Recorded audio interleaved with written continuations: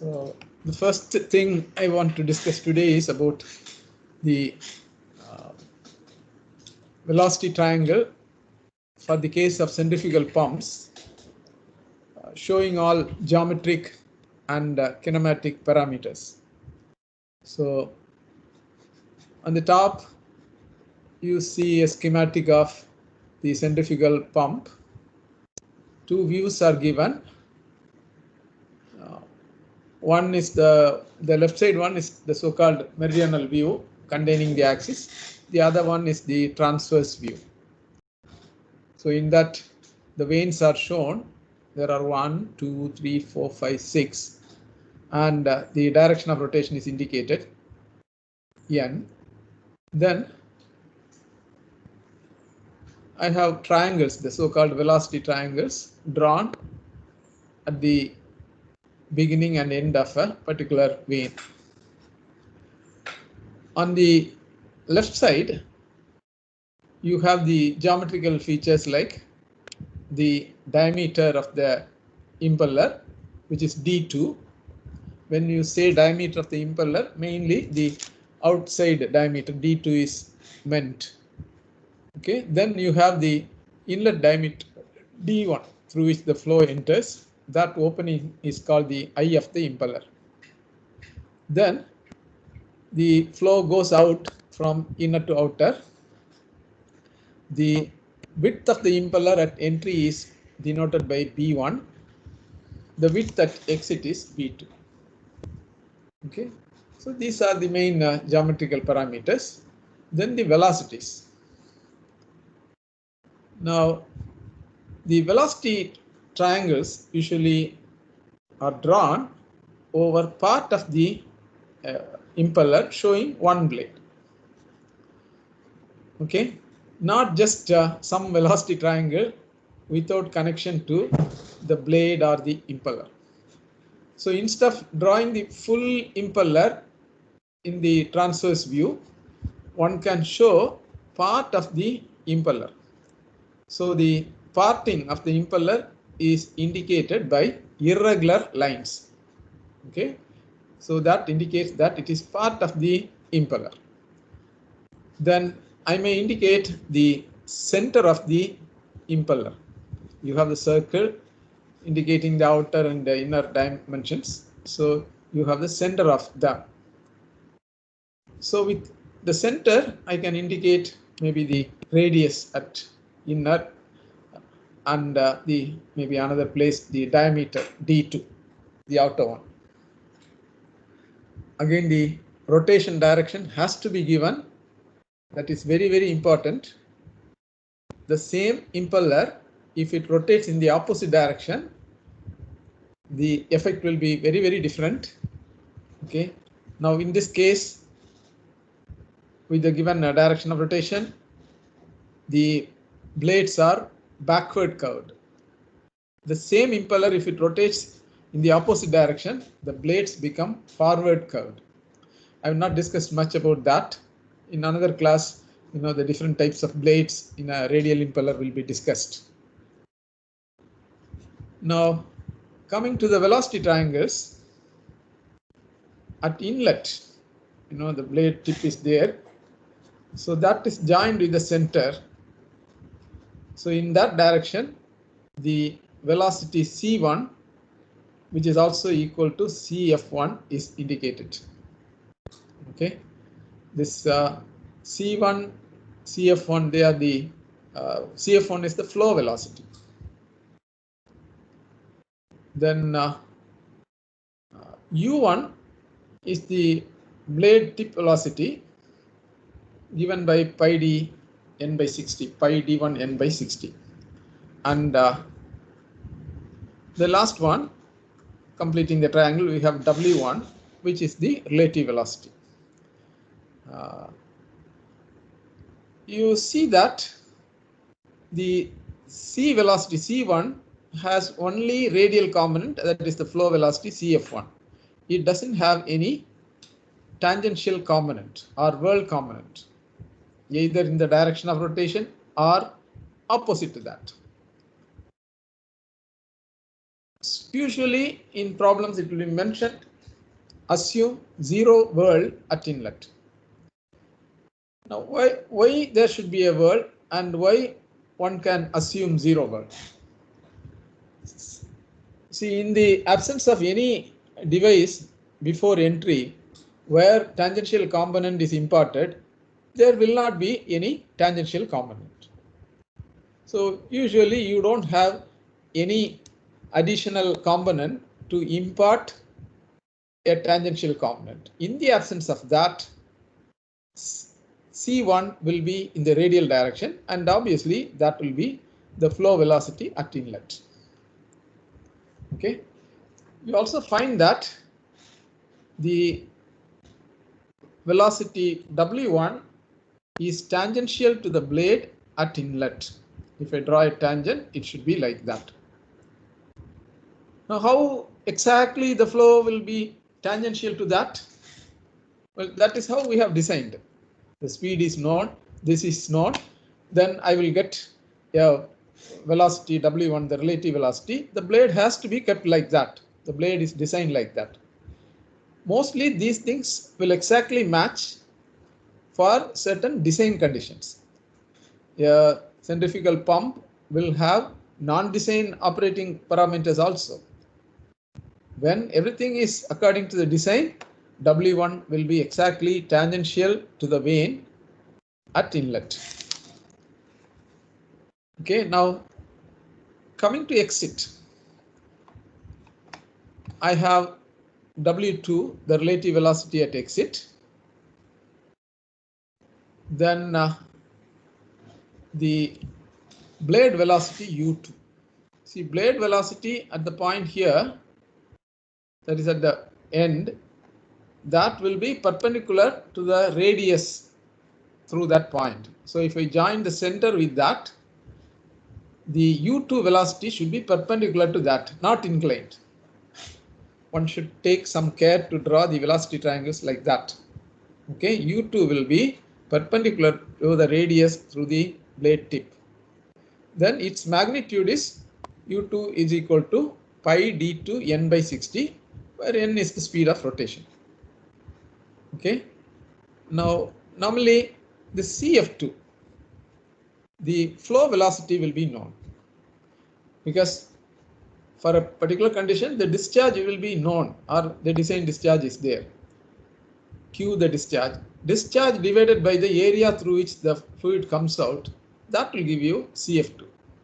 So W2 direction is there, relative velocity direction. Then CF2 direction, magnitude is there. At the end, you have to draw U2.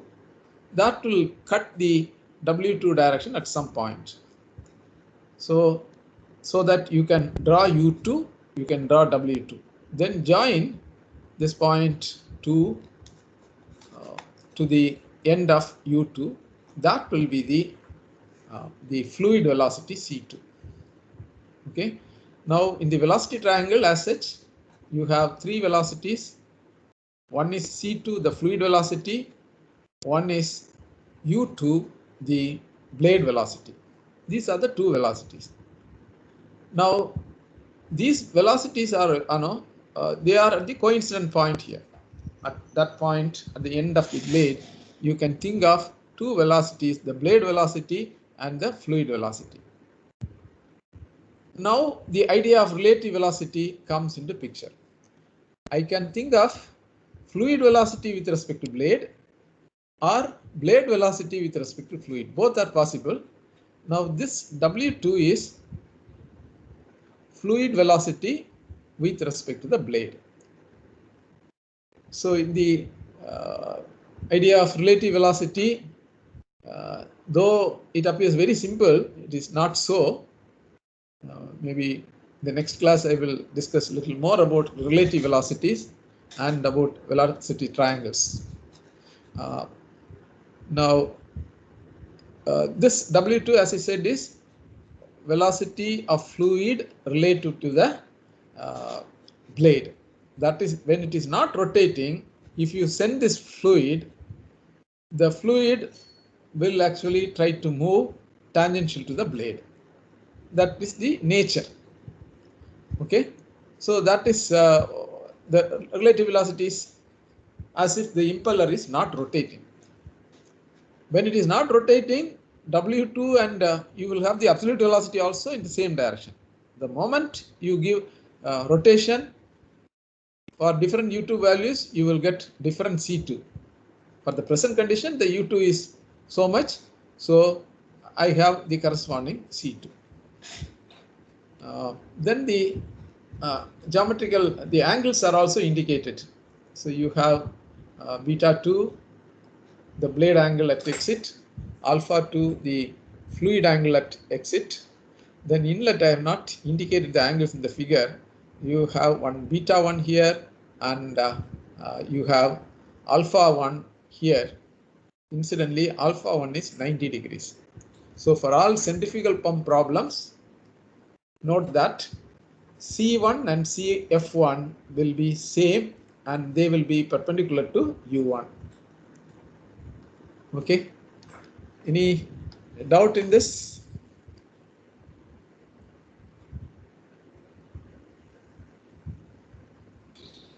Sir, can you please repeat the meanings of each label?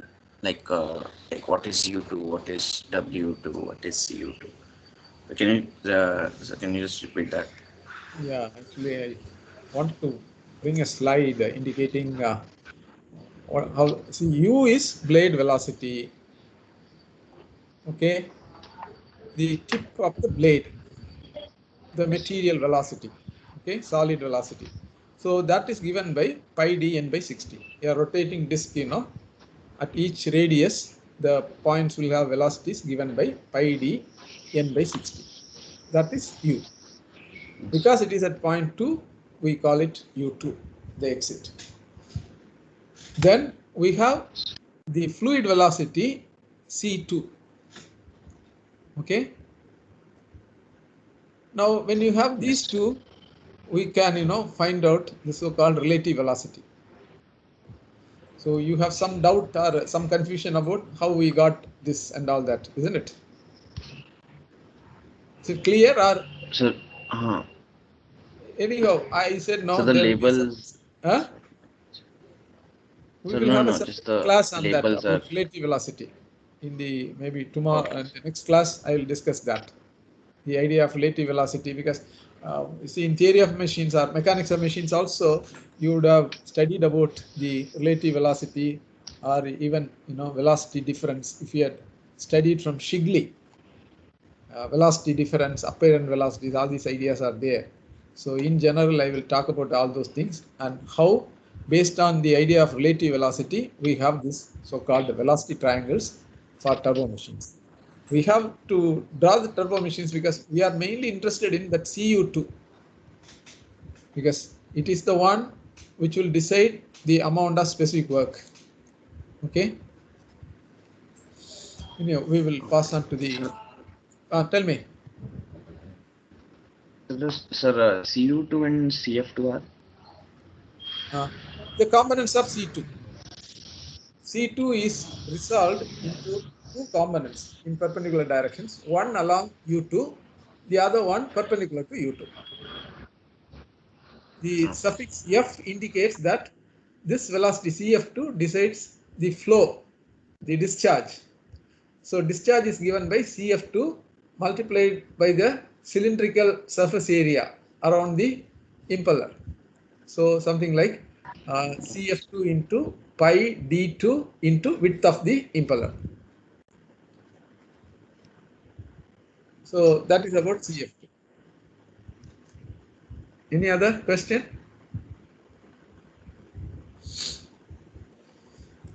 Okay, now we will work out two problems today. Okay, then we'll again come back to this in the next class.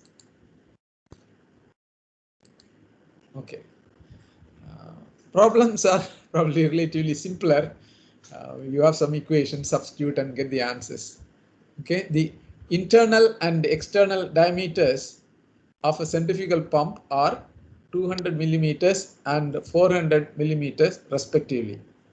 The pump runs at 1200 revolutions per minute The vane angles of the impeller at inlet and outlet are 20 degrees and 30 degrees respectively. Water enters the impeller radially and the velocity of flow is constant. Determine the specific work of the impeller. Okay, so you have a centrifugal pump. The diameters inlet and exit are given. The speed of rotation is mentioned. The vane angles at inlet and exit are given, and specifically it is mentioned that the world component at inlet is 0, such that C1 is equal to CF1. You are asked to calculate the specific work. Okay, so you have to draw the velocity triangle. Okay, so remember, we tried to draw the velocity triangle on a partial impeller. Okay, so you will find this type of representation only in very few books. Most of the books will just like that give you one triangle.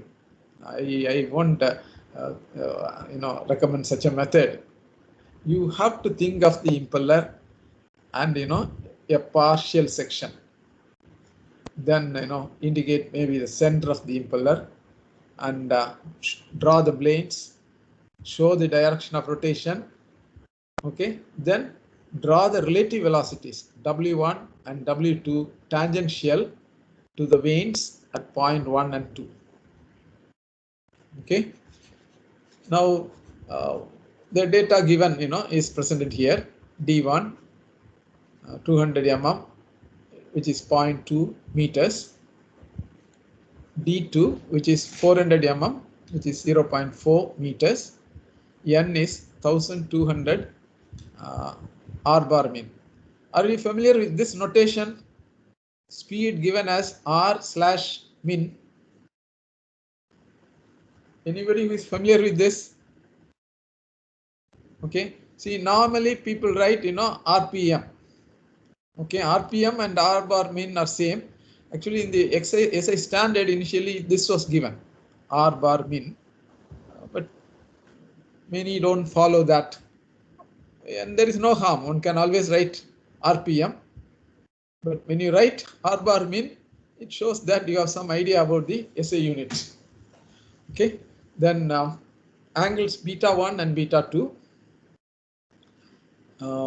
indicated. Then flow angle at inlet is 90 degrees. CE1 is 0.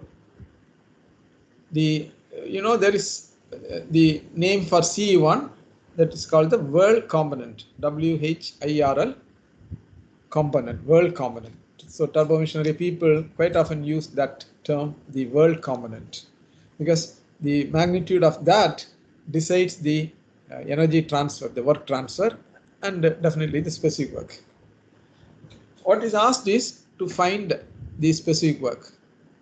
For the specific work, the basic equation is specific work is equal to delta UCU. What is the name of this equation? Euler equation.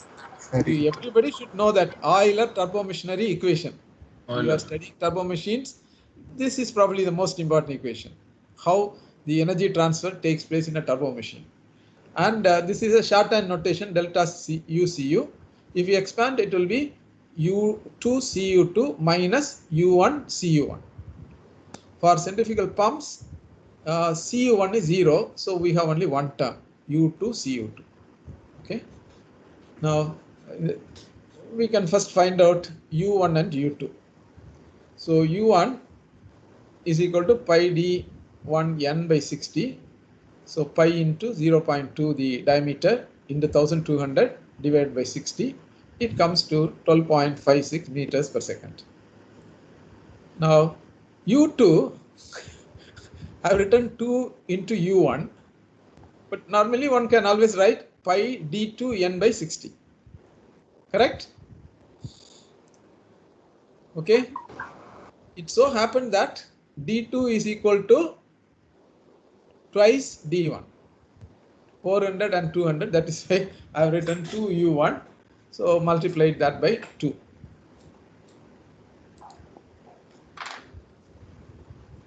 Okay. So now again, here also you can see the velocity triangle with the partial impeller. Now from the inlet velocity triangle,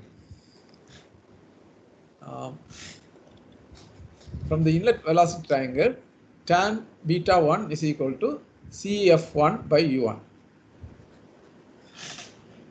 Incidentally, what is that we are trying to find out? CU1 specific work. CU1. Specific work in that specific work, it is U2 into CU2. U2 is known. So we have to find out CU2. Okay.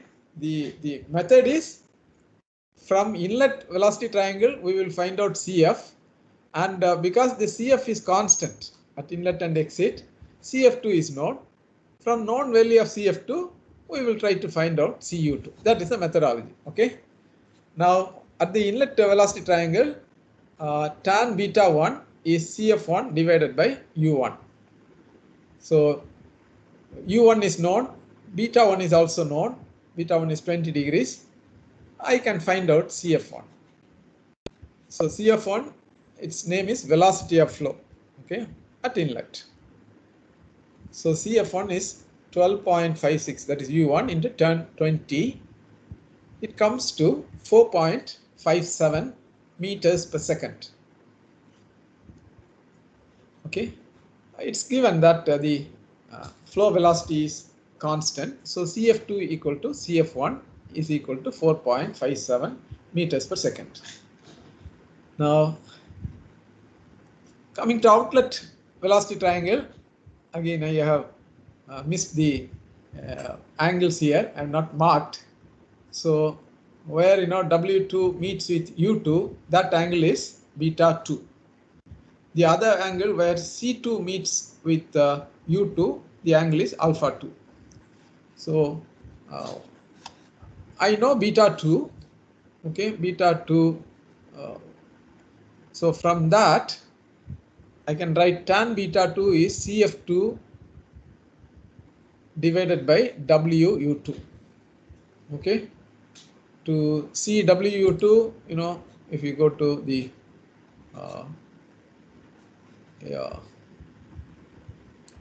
this diagram, if you see, Cf2, this side, WU2. WU2 is the U2 component of relative velocity W2.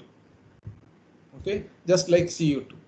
So we will find out WU2. Then to get CU2, we will subtract WU2 from U2. Okay, that is the method.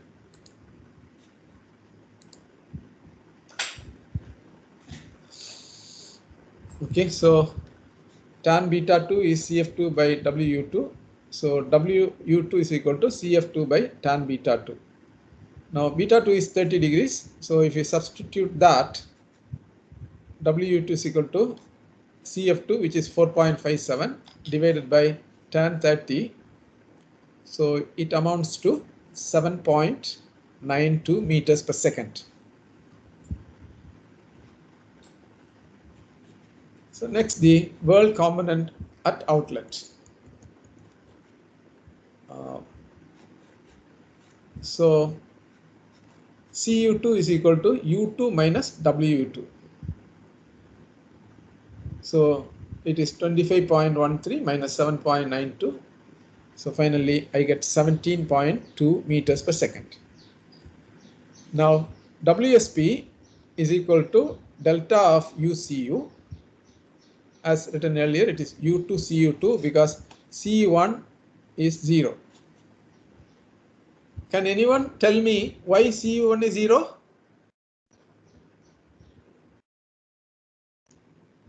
Sir, whirl component at inlet is 0. Yeah, it is 0. Why? Because sir, it is radial discharge. Why it is radial? Huh? I said in the absence of any input device which imparts whirl component, the whirl component will be 0. That means some torque or something has to act. So we don't have anything. See, there are some machines where you have a pre-rotated at inlet to provide pre-whirl. Okay, you have rotating pre-whirl impellers, stationary, such things are there. In the absence, it will not have that, because it is adding some additional energy like that. It will come energy transfer like that. Okay, so when there is no such thing, no rotating vanes, CU1 will be 0. Okay, see, knowing one, the reasons is one thing. Otherwise, you just take it as C1 equal to 0. So you substitute that in this equation, get for the product 25.13 into 17.2 is equal to 433 meter square per second square. Okay, that is a specific work. Now, can we calculate the discharge? Sir, is it possible to calculate the discharge? Sir, can you hear me? Yes, I can hear you, sir. Can you hear me? Yes, sir. Okay. Can we calculate the discharge?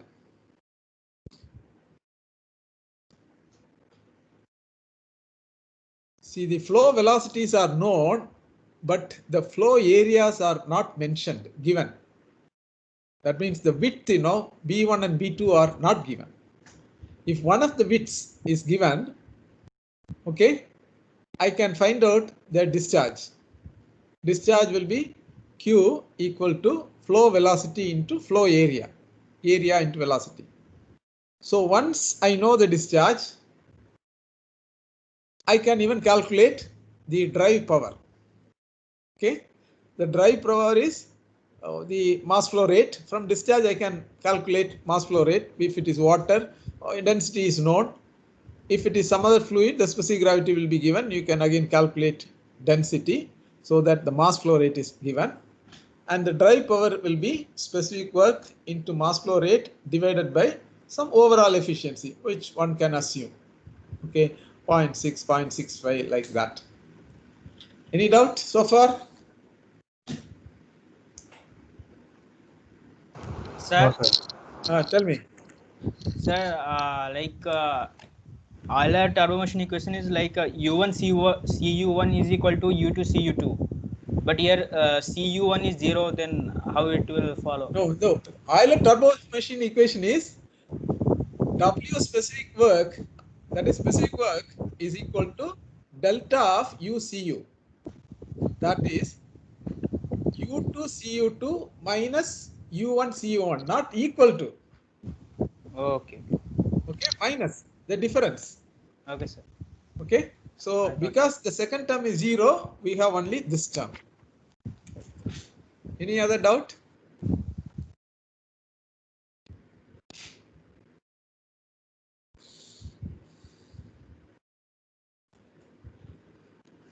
Okay, we will pass on to the next numerical problem. Okay, a centrifugal pump delivers water against a net head of 14.5 meters while running at a speed of 1000 revolutions per minute. The vanes are curved back at an angle of 30 degrees with the periphery. The impeller diameter is 300 mm and the outlet width is 50 mm. Determine the discharge of the pump if the manometric efficiency is 95%. Okay, the impeller diameter is given, that is actually D2. Okay, outlet diameter 300 mm. Here you are asked to calculate the discharge, and the head is given.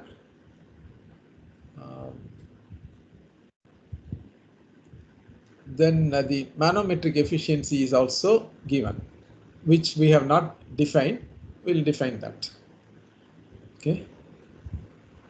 The net head, is otherwise called the manometric head.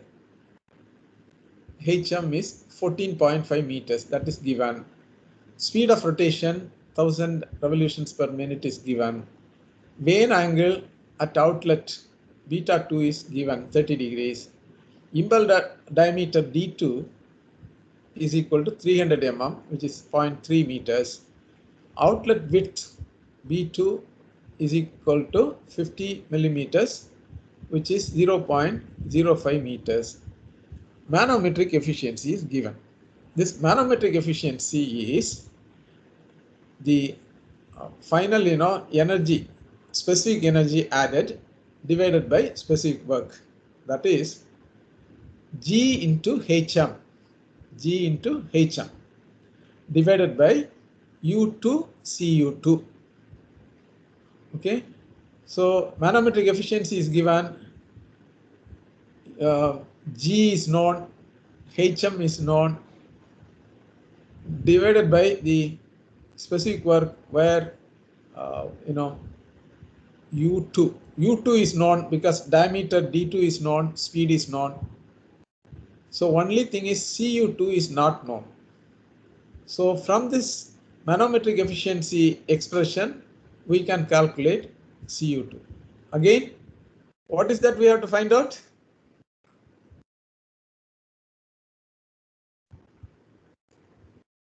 Discharge. The discharge. For finding out the discharge, you need flow velocity and an area. One of the areas, the exit area is given.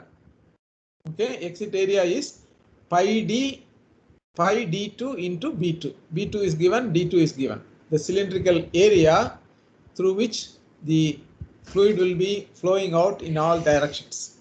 Okay. So to calculate discharge, what is not known? Yeah. Huh? Flow velocity. Flow CF2, velocity sir. CF2 is not known. So having known CU2 from the exit velocity triangle, we have to calculate CF2. Okay. So had it been normal class, I would have asked you to calculate that. I would have taken some rest and then I would have continued. Anyhow, that is not possible now. We'll see the solution. Okay. So again, the velocity triangle is drawn. Okay. So you have a partial impeller. Okay. And one blade is shown, the speed of rotation, the direction is shown. Why it is important to show the direction of rotation? Anybody? Sir, to determine the direction of U2 and U1. Yeah. See, I have shown, by an arrow and N. If I have not given this, one is not very clear. It may rotate in the clockwise direction as indicated here, or it could be in the opposite direction, anti-clockwise. Okay.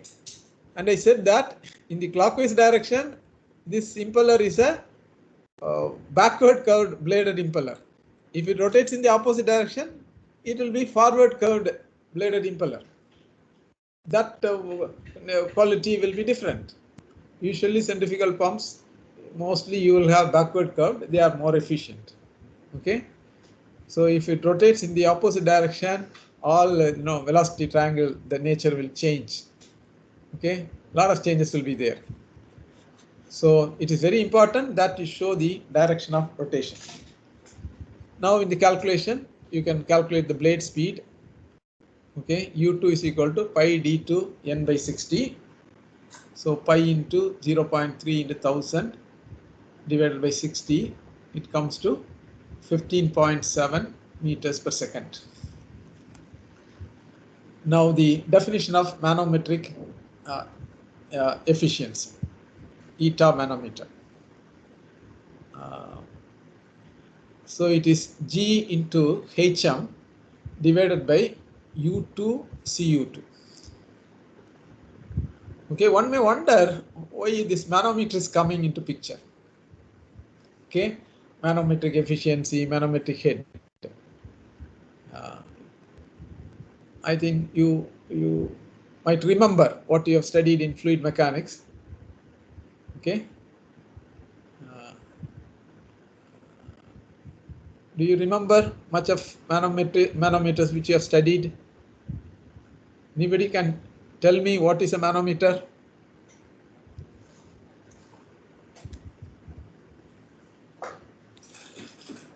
What is a manometer? Pressure measuring device that is Very like good. measuring. The first part is it is a pressure measuring device. So you have definitely a good idea about it. Then what principle is used here?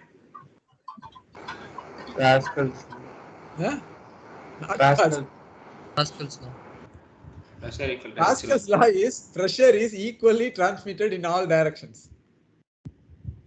See the basic hydrostatic equation. Okay. So that equation gives you pressure is equal to H rho G. Okay. That is the equation. Okay. So this manometer is a device for measuring pressures based on the hydrostatic equation. Pressure is equal to H rho G. So there we find out H. How come it is coming in a centrifugal pump? So in a centrifugal pump, you have inlet, outlet. The casing is there. So if you connect, points inlet and outlet and take some tubes and connect it to a manometer, the manometer will read the head developed by the centrifugal pump. Okay, it's a simple method. Simple method in the sense you should have a real mercury manometer and because if it produces 10 meters of water, that is 1 bar, 10 meters. 10 meters of water column means it is very much. So if you put mercury, 10 meters will become 10 meters divided by 13 point or 12.56. It will be much less. But people have initially used manometers to measure the head. So that name got stuck. So your manometric efficiency defined as GHM by U2CU2, where HM is the manometric head. Now from the equation, you can get CU2, which is GHM divided by eta manometric into U2. So that you calculate CU2.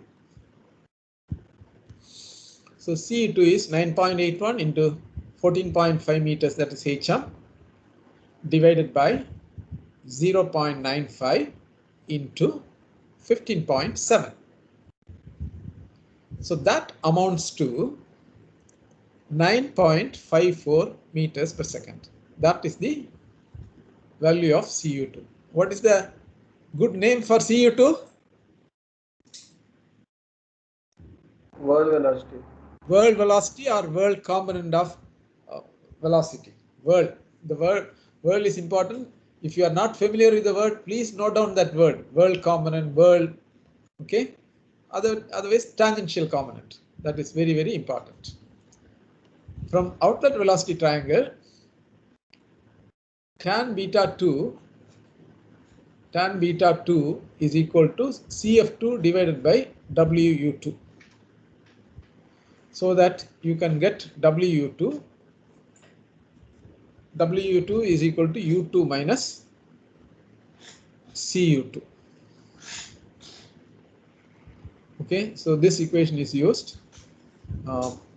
So U2 is known, pi d2n by 60 we have calculated. It has come to 15.7 minus CU2 we have calculated from manometric efficiency equation. So combining these two, we find that the world component of relative velocity is 6.16 meters per second. So if you substitute in this tan beta 2 equation, we will get CF2 is equal to tan beta 2 into WU2. So tan 30 into 6.16, which amounts to 3.556 meters per second. Okay. Now you can calculate discharge. So Q is equal to pi D2 B2 into CF2. So pi into 0.3 into 0.05 into 3.556. Okay. So the discharge is 0.167 meter cube per second. Now, if you are asked to calculate the mass flow rate, what will be its value?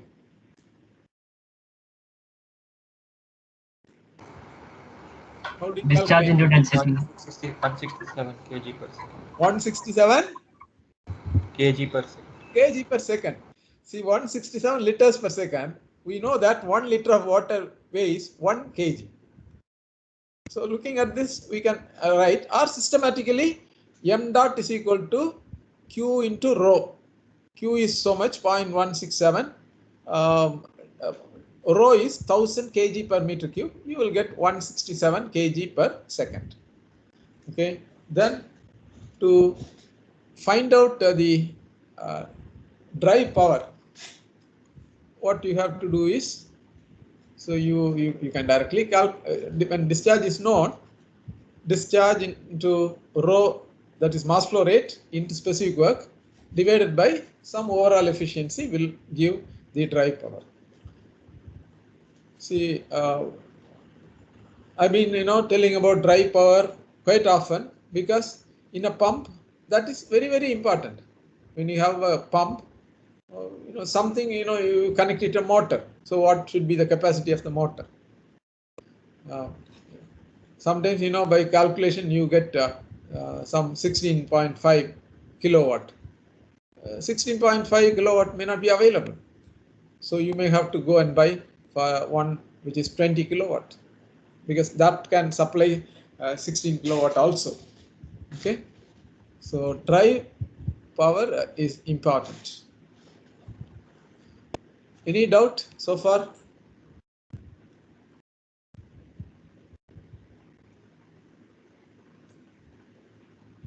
No, sir. Okay. Now, maybe one more thing which I'll be discussing later is about that suction head limitation. So this we had talked earlier also. See, when a pump is connected to a sump little below its level, okay, you have a suction head. So when this level falls below some value, the pump will not be able to pump the water. It will not be able to suck water. Okay. In all suction process, the driving force is the atmospheric pressure only.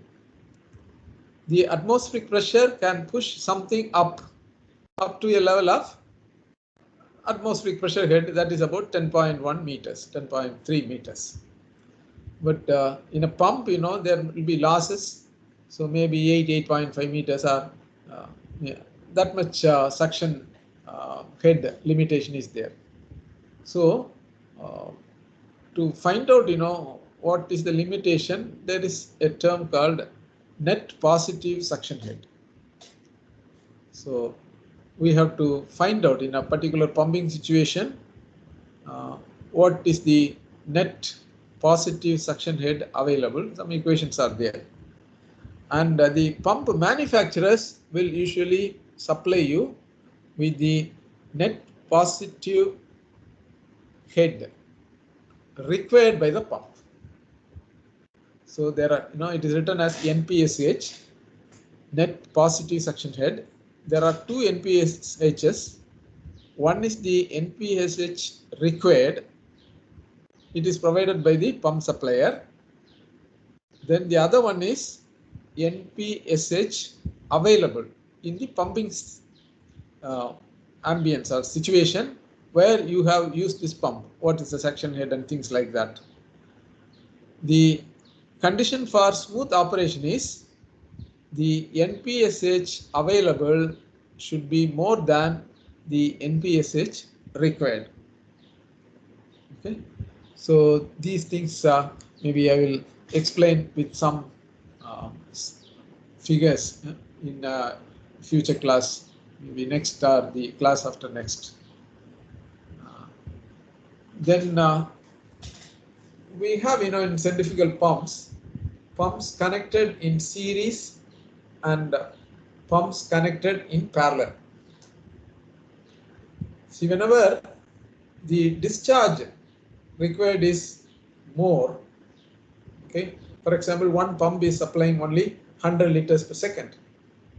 I want two pumps if I want to supply 200 liters per second, and I say that they have to be connected parallelly. So the exit of these two pumps will be connected to the same pipe, and from that pipe you can draw out double the discharge. So 2 or 3 you can connect. So this type of connection is called connecting pumps in parallel. In the other case, when you want more head, for example, you have bought a pump, it supplies water at a head for say 30 meters. Suppose you want 60 meters head, then you can connect another pump of the same specifications in series. That is, you connect the discharge of the first pump to the suction of the second pump. Then at the discharge of the second pump, you can expect a head of 60 meters. So you have these two ideas, pumps connected in parallel and pumps connected in series. Now, instead of connecting two pumps in series like that, you can think of a multi-stage pump. On the same shaft, you will have two impellers, 3, 4, like that. Okay, so that the discharge from the first impeller will be internally connected to the suction of the second impeller. The discharge of the second impeller will be internally connected to the suction of the third impeller, and so on. You can build up. I think there must be pumps with 40 impellers or even more. So this, number of stages required becomes very large when there are limitations in the diameter of the pump. Okay. See, there is one application, pumps for bore wells. Okay, boring. See, boring machines are used to drive bore wells, to drill, So the size of these bore wells. What could be the size of these bore wells? Any idea? Anybody? Somewhere you would have seen people drilling bore wells. 6 inches maybe. 6 inches is there. Even below that is there. Some 4 inches is also there. 6 like that. Then bigger and bigger, and finally you will come across ONGC wells, which may be Island Natural Gas Commission wells, which may be 2 feet, 3 feet, like that. Larger ones they may drill, and they may go up to kilometers down. Okay. Now domestic application, 4 inches, maybe 6 inches, a little more for even agriculture purposes they may drill. So there the bore hole itself is 6 inches. Then what do you expect will be the diameter of the impeller?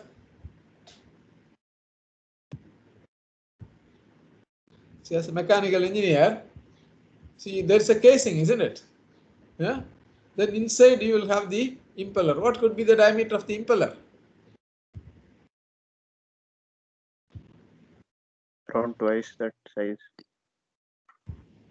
It will be smaller than even 5, maybe 4 inches or 3.5 inches, very small ones.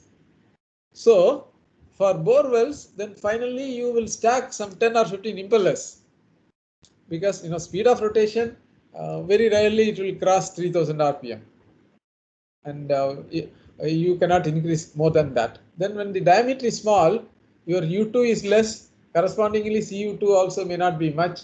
So the specific work, the work done on kg per stage will be less. So to have a very large value of head, you stack impellers. If one impeller develops 10 meters of head, with 10 impellers you can build 100 meters of head. Okay, that is about multi-stage impellers. I think. Any doubt? Okay. Then I think that is sufficient today. So for your attendance requirements, you take that half A4 sheet, write whatever you have learned today briefly, and if you have any suggestions or anything like that, that also you can mention. We'll, I think, have our next class, I think, on Tuesday. Okay. Thank you, sir. Thank you, sir. Thank you. Thank you, sir. Thank you, sir. Thank you. Thank you, sir.